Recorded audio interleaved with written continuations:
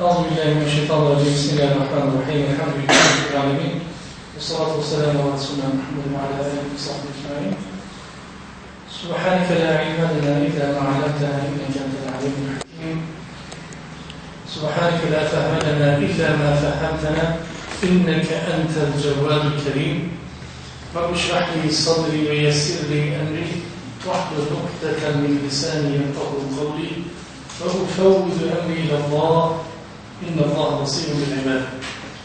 اللهم صل على سيدنا محمد وعلى آل سيدنا محمد كما صليت على إبراهيم وعلى آل إبراهيم في العالمين إنك حميد مجيد. اللهم بارك على محمد وعلى آل محمد كما باركت على إبراهيم وعلى آل إبراهيم في العالمين إنك حميد مجيد. اللهم إنا نسألك الهدى والتقى والعفاف والغنى. اللهم إنا نسألك علما نافعا وقلبا خاشعا ولسانا ذاكرا وشاكرا وتوبة نصوحا. رب يسر ولا تعسر، رب تمم بالخير، رب زدني علما وفهما والحقنا بالصالحين.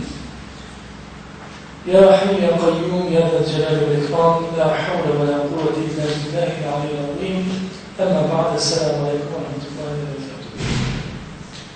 Dear brothers and sisters, dear prospective hajjajs, inshallah, hajjis. Hajjajs doesn't make sense. Hajjis. Last week we went through a third, almost all of our slides, and we covered all of these. And just to reiterate certain things very briefly, Allah subhanahu wa ta'ala says in the Quran that Hajj is a duty that human beings, Muslims, owe to Allah subhanahu wa ta'ala, if they can afford to do so. It is compulsory, one of the pillars of Islam. Bunya al-Islam ala khamsin, Rasulullah sallallahu alayhi wa sallam says, Islam is established on 5 pillars, and one of the main pillars is Hajj. And Rasulullah also says, Allah subhanahu wa ta'ala made it fard upon you to perform Hajj, hence you should perform it before business of life, engagement of life falls on you. You're too busy doing this, too busy to do anything else except those things, and you can't go to Hajj. So you have to, inshallah ta'ala, make an effort. Since we have overcome majority of those difficulties, alhamdulillah, we are on our way to go to Hajj, inshallah, bi'idhnillah ta'ala. May Allah make it easy for us. And many of the Muslims, however, they all want to join us. They all want to come. Only the invited few are accepted to Hajj by Allah subhanahu wa ta'ala. Many people want to come, but only the invited VIPs by Allah subhanahu wa ta'ala actually make it to Hajj. If you go and ask any Muslim, you want to go to Hajj, he says, yes, I have intention, but they never make it. And actually, ulama tell us that Shaitan alayhi la'na will never stop a person from going to Hajj. He will always say, go next year, go next year, go next year. But if when the person makes the real intention to go to Hajj, Shaitan will try his best. He'll choose 90 of his best experts in the field, send it on to you to change your idea, change your mind from going to Hajj. Come up with all those legit excuses, real justified excuses that he can't go to. So that's how Shaitan works. Very predictable way, as Allah subhanahu wa ta'ala says. And he'll always say to you, go next year. We should prepare ourselves for Hajj, both physically as well as spiritually. Spiritual benefits, spiritual preparation, many people do not prepare themselves. Unfortunately, especially the Muslims of today. In the olden days, Muslims used to go through a thorough education sessions, training, and plus the journey was a long journey. Sometimes 3 months, 4 months on foot, through a caravan of group of people going to Hajj. And each time they stop, the ulama, the scholars will teach them and spiritually prepare them. But Muslims of today, all they do is just get on the plane after 16 hours, that place is called Hajj. And when they see the difficulties, when they see such an overwhelming pressure, some of them lose it, and some of them lose their spirituality. And all they see is just a stone, a city with lots of people, and come back as after doing a touristic tour of the place, rather than the spiritual journey of a lifetime. So in order to do this, we must first prepare ourselves with spiritually, inshallah ta'ala. The best teacher in this regard, to the best of my knowledge, in this day and age, Allah has done many, but to my knowledge, there is a little book here, which we make it compulsory for our brothers and sisters to come with us to learn, read from. And if you read it minimum of 3 times, I promise you will have the best Hajj. This is called Virtues of Hajj, by a great wali of Allah subhanahu wa ta'ala, a great muhaddith, great faqih, Muhammad Zakaria al-Nahlawi, Qaddasallahu sirrahu al-Aziz, a great teacher of ours, great mashayikh, one of the great mashayikh, he was an expert in the field. So he talks about, from the hadith of Prophet ﷺ, motivates you, teaches you the spiritual aspects of Hajj, where after reading this book, you will be ready to fly for Hajj, inshallah. This is the real engine behind the Hajj, inshallah. If your heart is still working, since it's working, you are invited to come to Hajj, so inshallah you're one of the VIPs. Don't miss the opportunity.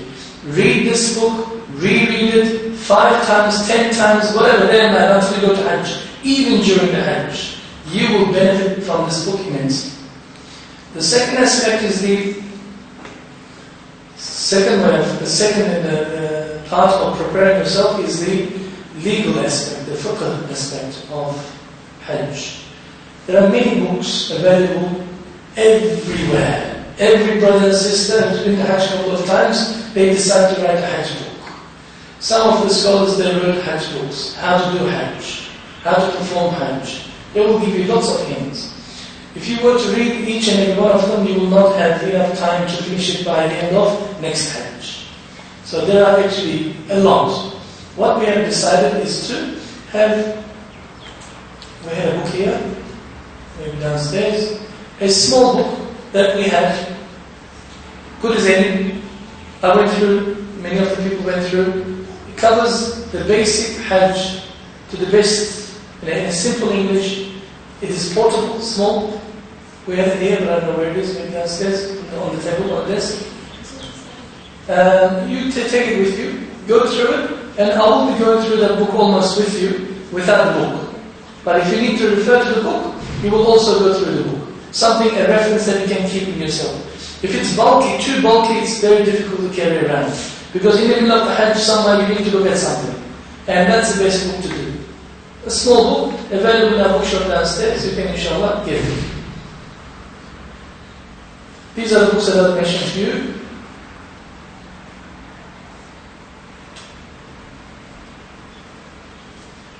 We said that we are the, inshallah, Duyuf al-Rahman, guests of Allah subhanahu wa ta'ala attending to the invitation. We must first purify intention while we go to Hajj. Hajj is not for a touristic journey. Hajj is not a business journey. Hajj is not for begging journey. Hajj is not to go to prove your superiority in terms of your knowledge and recitation, qira'ah, to show off the people. Hajj is like any other ibadah which is done purely for Allah subhanahu wa ta'ala. You need to make this intention very clear. Some people are under pressure from their peers in the society. Everybody went to Hajj. How come you don't go to Hajj yet? It's so easy. You have money. Why don't you go? Go. Okay, I have to go. Otherwise they don't accept me as much. If you go with this intention, you get nothing. Or if you want to go to intention with the intention of having a title next to your name, because you never had one in your life, or even if you're a DR, doctor, you want to put a H, capital H-J next to your name, Hajji or Hajja. If you do it for this reason, it's also gone. You must do Hajj purely. Khalisan billah. Purely for Allah subhanahu wa ta'ala.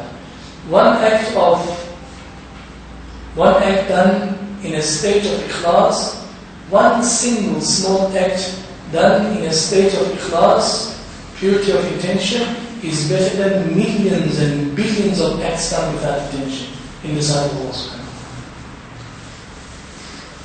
So it is not how many times you've been to Hajj. You can tell, it's a danger. Our ulama, Mashaykh used to tell us, do not mention, if a person talks to a person, oh, in my third Hajj, I saw this. In my seventh Hajj, I did this. Why are you telling me these things? Did you do it for Allah subhanahu wa ta'ala, or you fell into this category of people who went because nowhere else to go to? So they just want to have a holiday at Hajj. Hajj is an ibadah. Pure and simple. That's ground zero. Where you meet millions of Muslims in the house of Allah subhanahu wa ta'ala as His guest.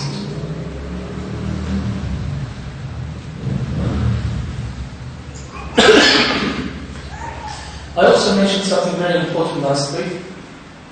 Before you leave home, you must make an intention. Hajj is mashaqqa, difficulty. And it can be very difficult for some people. So, you make certain promises to Allah subhanahu wa ta'ala, give undertakings to Allah subhanahu wa ta'ala. Ya Rabbi, I promise to you. I am not going to be burden on anybody. I am not going to let people carry me. First. Secondly, I will have so much patience, even if people bash me up, push me, they really torture me. In your house, I will not say a single word. I will not respond because of my respect and love towards you. I will not, even if they are 100% wrong, I will not do anything because I am a Hajj. And I will become an agent of khayr and khidmah, goodness and khidmah. I will serve your duyuf. I will serve your guests. This is what you will do. Promises to Allah subhanahu wa ta'ala. And if your intention is purely for Allah subhanahu wa ta'ala, believe me, you will have the best Hajj ever.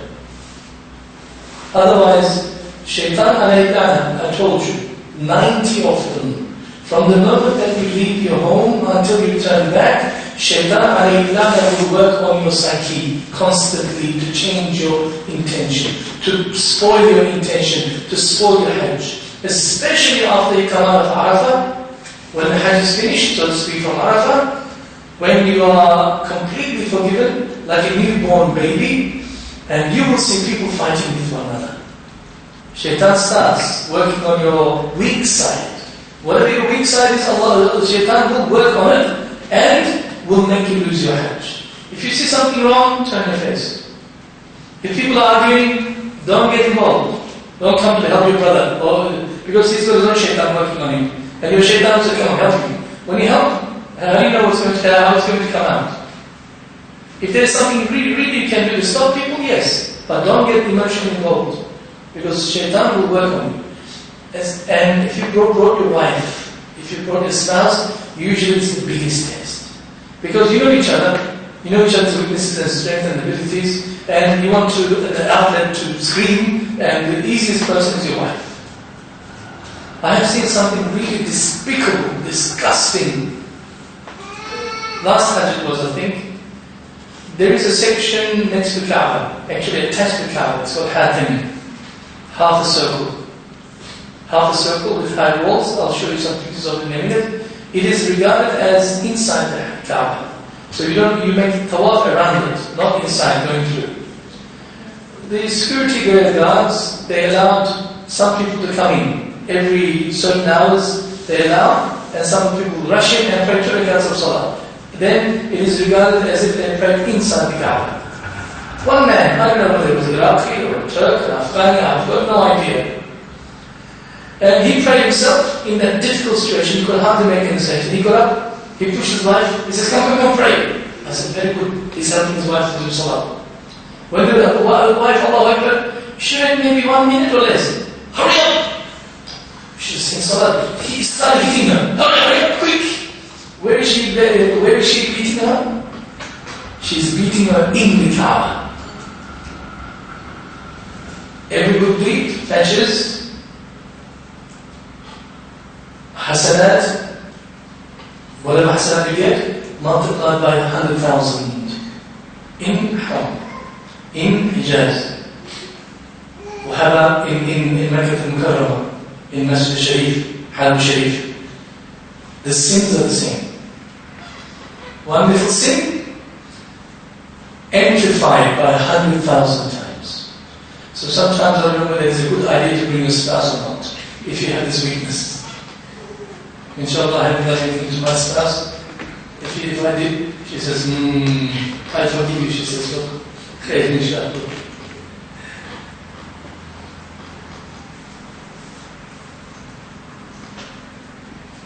Inshallah, repent to Allah subhanahu wa ta'ala before you leave. We talked about these things. And make sure that you also leave with good feelings with your relatives, Salat al-Rahim. Do not leave with your uncle and aunt and grandfather or brother or sister upset with you, because Allah subhanahu wa ta'ala will not accept your hajj if you are in bad terms. If something is compulsory on you to fix, far for you to fix and you do not fix, if your tawbah is not accepted, Allah subhanahu wa ta'ala accept you. So inshallah, you should try to get your name out from the list of criminals in the list of Allah subhanahu wa ta'ala who will visit Allah subhanahu wa ta'ala's house. We talked about luggage, what to carry, minimum, because in the markets of Mecca and Medina, you can find everything made in China. Whatever you can find here, you can find 100 times more variety in there, because it is a center. 4.5 million people buying and selling 24/7, non-stop. And it is one of the biggest distractions in Hajj. Therefore, the Hajjis who come with us, we don't allow them to go to shopping. No shopping, sorry. If you want to buy a shop, if you want to go do shopping, go and buy in Australia. But we're not that cruel yet. In the last 2 days, maybe the last day, I take you personally to the wholesalers, where all these people who sell things, I take you to the wholesalers, and you buy from the wholesalers whatever you want to buy as gifts, made in China. All made in China. Ya'juj wa Ma'juj is in China, in Hajj. They come and sell their products there, no problem. El Chico, you can only use it once or twice, khalas. There are beautiful watches on the streets for 2 riyals, 30 cents, 40 cents. You buy it, then you use it from Dhuhr to Asr. Finish, check it, buy another one. So that's the quality of things there. But if you have the money, you go to some of the places, shopping centers, air-conditioned, and the beautiful galleries, and that's how rich people do. They don't go to Haram. They don't spend next to Kaaba. They don't like ibadah. They love shopping. Oh, it looks so nice with the nice gallery. Did you come here to shop? Or did you come here to do ibadah? Each act of ibadah is multiplied by 100,000 times. I don't know how shopping is multiplied. Allahu Akbar.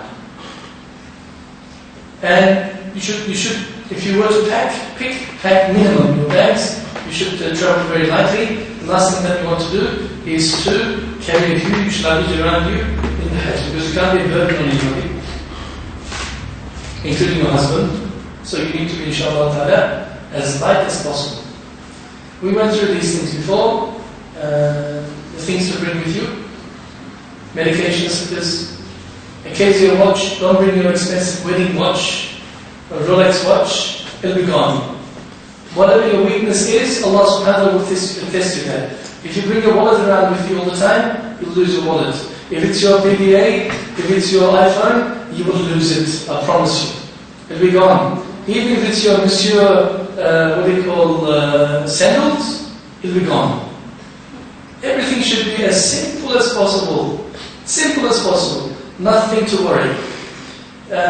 For men in particular, cotton shirts and cargo pants with pockets on the side, inshallah. Tissues, there are plenty of tissues. We will be, inshallah, next to Bin Dawood. Bin Dawood, not Bin Laden. Bin Dawood is the biggest supermarket chain in that area. It's Kmart, Coles, Target, Myers, and IGA combined together. Anything and everything. And all of City Road combined together. In terms of variety, you can find anything of any nationality. From ginger beer, Australian ginger beer you'll find. Cadbury chocolate you'll find. Not a problem. You should see how Muslims go crazy when they see chocolate, Cadbury chocolate. Because they haven't eaten chocolate for 2 weeks, they get a fix. They have to have a fix, their hands are shaking, then they go and get some chocolate. Fair inshallah. Before you leave home, inshallah, you must renew your intention, renew your promise to Allah subhanahu wa ta'ala. Pray 2 rakats of salat. Before we leave, inshallah, we're leaving on Monday, Islamically speaking. Sunday night we're leaving, but inshallah we follow to the hadith of Rasulullah. And make the dua of sabr.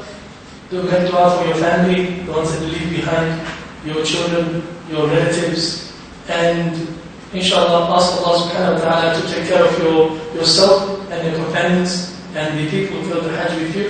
Inshallah, leave everything in the hands of Allah subhanahu wa ta'ala. People usually go to either Mecca or Medina. We go to Mecca first. We find that it is much easier for people to go to Mecca, but unfortunately, maybe fortunately, Allahu Alam, some packages include Medina first. The reason we prefer Mecca is it is more expensive, one thing. Maybe if you go to Medina first, it's cheaper. That's why the majority of the operators take people to Medina first.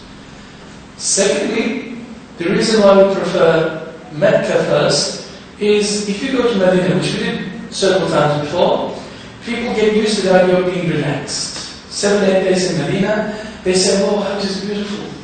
Then all of a sudden, when you go into the Hajj area, where you are in only your ihram, and millions of people at the same time, and have to go through these rituals for 6, 7, 8 days, it becomes so difficult for people. And by that time, anyway, many people become sick. From 7, 8 days, where you are exposed to different bacteria, different germs, or from all over the place, different varieties from the world, global germs, and you're already weak, you're already sick, and you can't go and do your jamarat. With your Arafat, we carry your janazah with us. I know many times, especially one incident I remember, from Medina to Mecca, on the bus. When he ihram, one brother did not know where he was, because he was almost unconscious in the back seat. He was sick, couldn't handle it. So we had to push him. He almost missed his Hajj. We had to push him, we had to carry him. So our suggestion is, inshallah always, we go to Mecca first. We arrive 2 days or 3 days before Hajj, orient ourselves, get ready, we go through a small crash course, again, one by one. Then after that, we put on our ihrams, go to Hajj. After Hajj is finished for 5 days, we are relaxed. So even if you want to become sick afterwards, no problem. Flu, cold, coughing, sinuses, anything is possible. So in Mecca, relax. And after that, we go to Medina, relax, and get on the plane, not bus, get on the plane, and come to the airport, Jeddah airport, from there, we fly back home. Easiest combination that we have seen, alhamdulillah. Another little warning that I'm going to give myself as well as you. Many people, without knowing, and sometimes with legitimate reasons, put conditions on their traveling. And they don't realize that this condition they put on Allah subhanahu wa ta'ala, and Allah subhanahu wa ta'ala does not like it. Brother, I want to come back 3 days early. I want to come back 7 days early. I want to come back this 7 days early. Brother, we live in 20th century. Allah already took all the difficulties of traveling away from you. You're only going to stay there for a month. Maximum. People used to go to Hajj for 2 years. They used to sign wills. Say, inshallah, if I don't come, you might go haqq and I may never see my children again. And many people used to die on the journey before going to Hajj. All on the way back from Hajj. So you want to come back to your work again? Yes, of course you can. If there is a janazah in your house, in your household, may Allah don't give you any of those bad news to you, or difficulty, you'll never put any conditions. You give the call to work, I can't make it, I've got a funeral. Sorry, I have an operation. I have an eye operation. 2 days, 3 days. I can't come to the work. Everybody will understand. But when it comes to Hajj, for some reason, people insist on shortening their Hajj.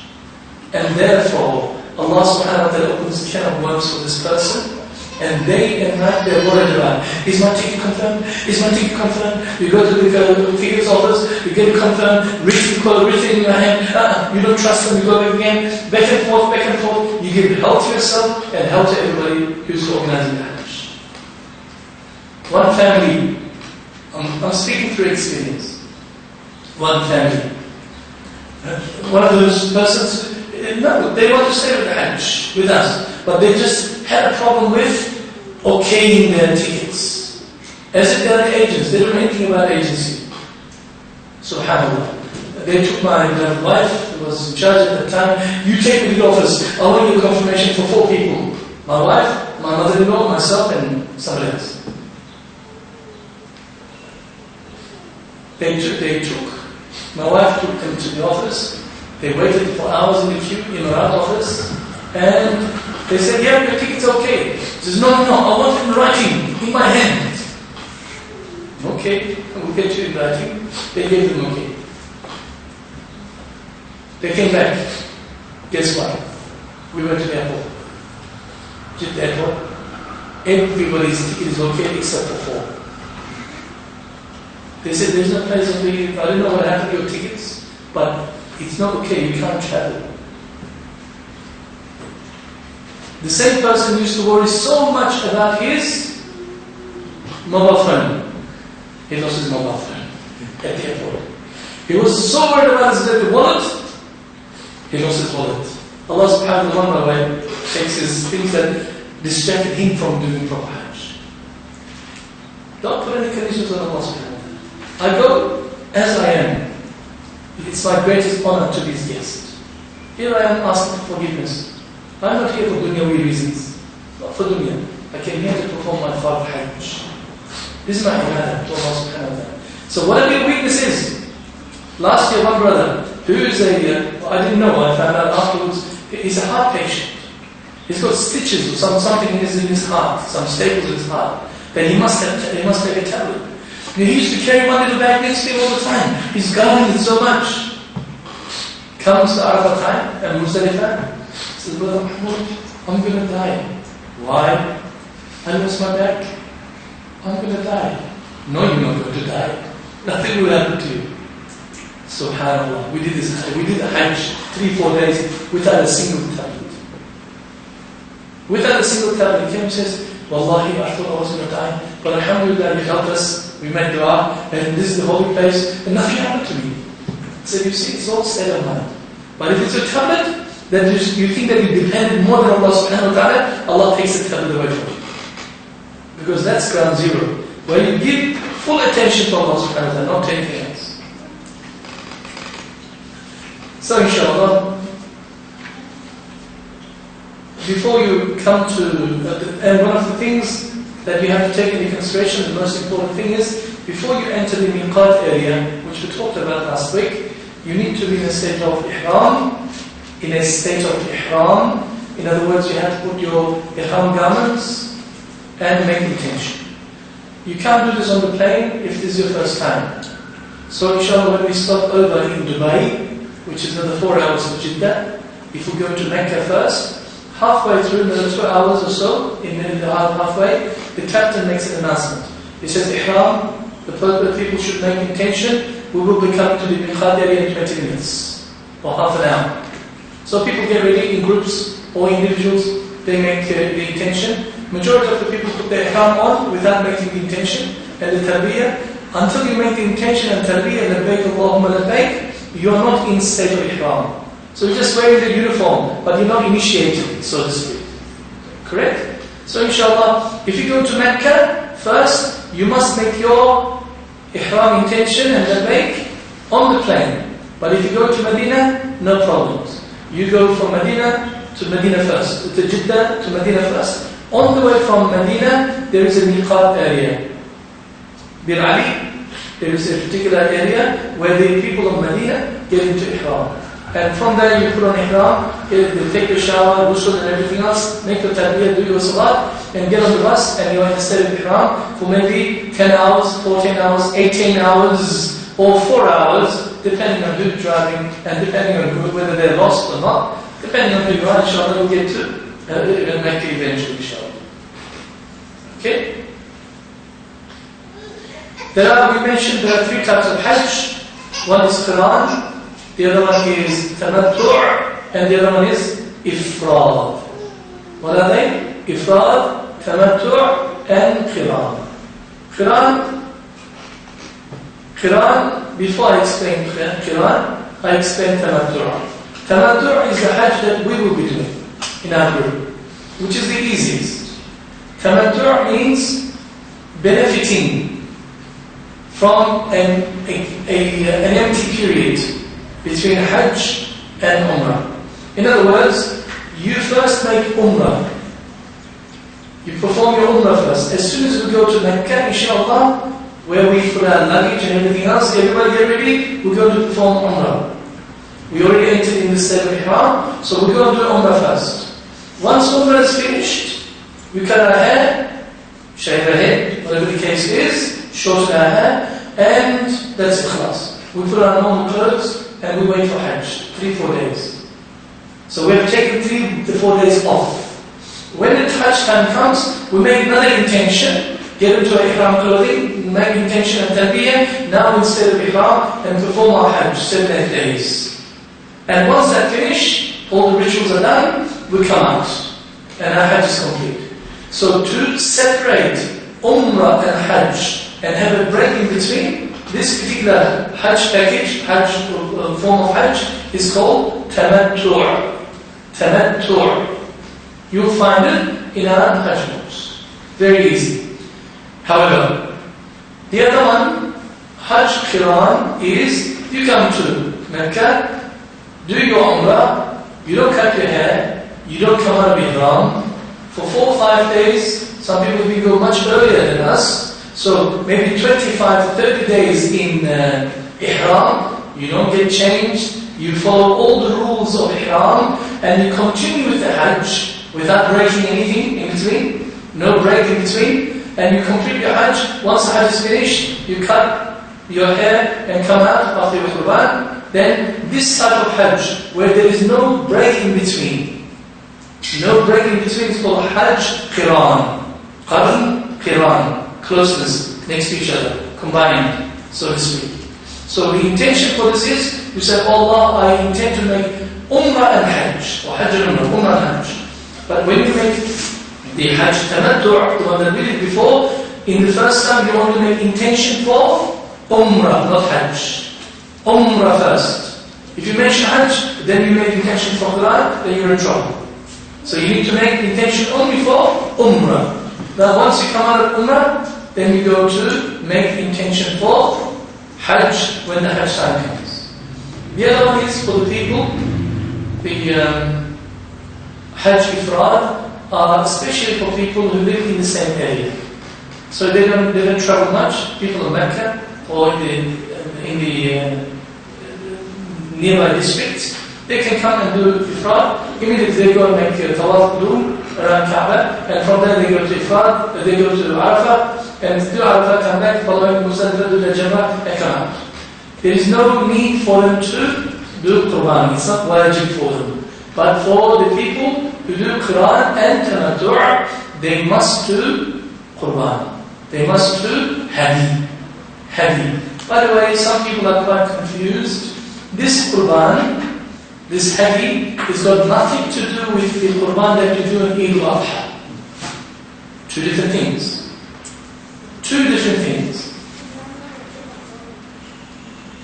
You have to do that Qurban, Hadi, which is as a form of shukr. Thank you to Allah subhanahu wa ta'ala for completing your Hajj.